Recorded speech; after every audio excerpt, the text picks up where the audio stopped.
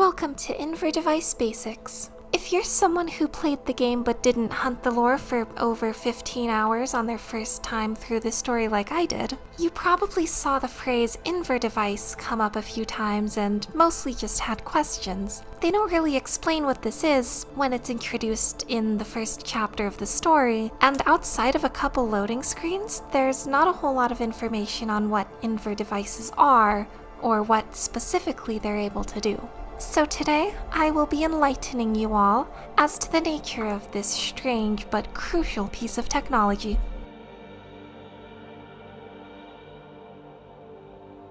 So first off, what even are these things? They're talked about from the first chapter of the story, but what are they really? Is it something inside of a construct? Is it like an organ? Is it a piece of technology that they hold on to? The answer is somewhat in between. If you've ever wondered why most constructs have weird stuff on their head, particularly horns, that's the Inver-Device. If we examine most characters, we notice that they have this headgear, because most constructs, with a few exceptions, have an Inver-Device to protect against corruption.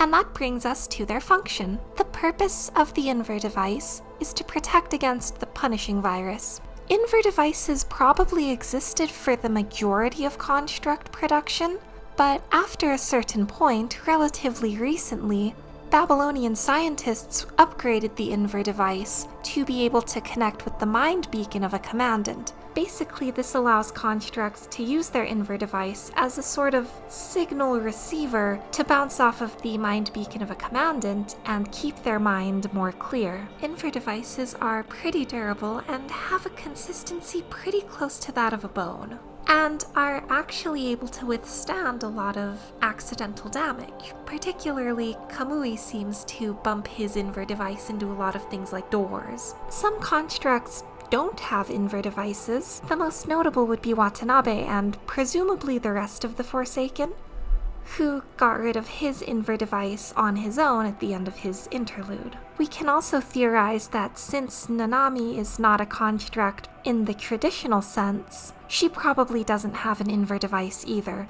but she can repel the punishing virus through some other mysterious means. When Lamia was converted into a construct-type being, she was also not outfitted with an Inver-Device, which caused her to be corrupted basically instantly as soon as she came into contact with the virus. It's shown during Watanabe's interlude that there's some kind of audio coming from the Inver-Device to signal a high density of punishing virus. So it's possible these are used for other sorts of communications from Babylonia or between constructs as well. An honorable mention here would be Chrome, who has a specialized Inver-Device. It's not totally clear what this means either, but in most cases where his Inver-Device is mentioned, it's talked about him being able to replace a commandant. So my personal theory on what his specialized Inver-Device actually does is that because he has such a remarkable mind, he can actually act as a mind beacon for other constructs and stabilize their minds through sending some sort of connection from his Inver-Device. But that's just a theory for now until I find some evidence to back it up.